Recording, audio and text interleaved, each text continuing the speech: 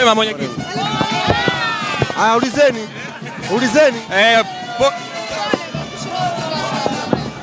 Sisi leo hatustahili pole. Sisi leo tunastahili hongera. Nafikiri kwenye hii ngao ya jamii timu bora anayopoteza leo. Katika timu zote 4, timu bora anayopoteza leo. Tumecheza mechi dhidi ya bingwa mtetezi wa ligi. Dakika kama 25 tumecheza tukiwa pungufu. Ni mafanikio makubwa sana kwa timu yetu Yanga Princess. Ushindani mzuri sana umetokea na tunaamini hivi ambavyo wachezaji wanajisikia leo, tukienda kwenye ligi inshallah tutakwenda na nguvu kubwa na tutafanya vizuri kwenye ligi msimu huu.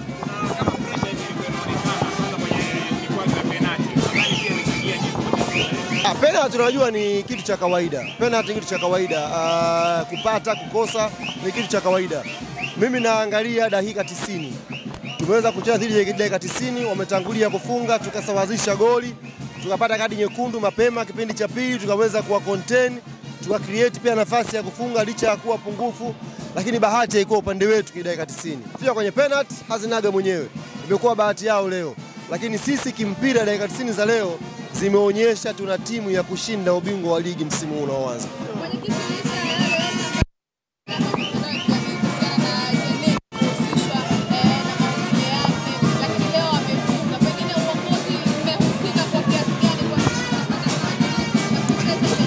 Mimi nafikiri issue ya Jenin tayari TFF wameshatolea maelezo yao. Kwa hiyo tubakie kwenye nukta ile. Tukiendelea kuichambua sana hapa tutachambua vitu ambavyo havina umuhimu. Cha muhimu, shirikisho limeshatoa maelezo yake, limetoa nini kitafuata, basi tufungie kurasa hapo, tumwacheni ubinti acheze mpira. Performance ya timu sio Jenin, performance ya timu. Tumeleta wachezaji wapya kwenye timu yetu na wameonyesha kwamba wameadapt kwa haraka na wameweza kutoa ushindani. Huu JKT ujue ni bingwa mtetezi wa ligi. Sio timu nyepesi. Ukiona wameweza wachezaji wapya wameingia, wametoa ushindani, sisi kama uongozi imeturidhisha na tunaamini.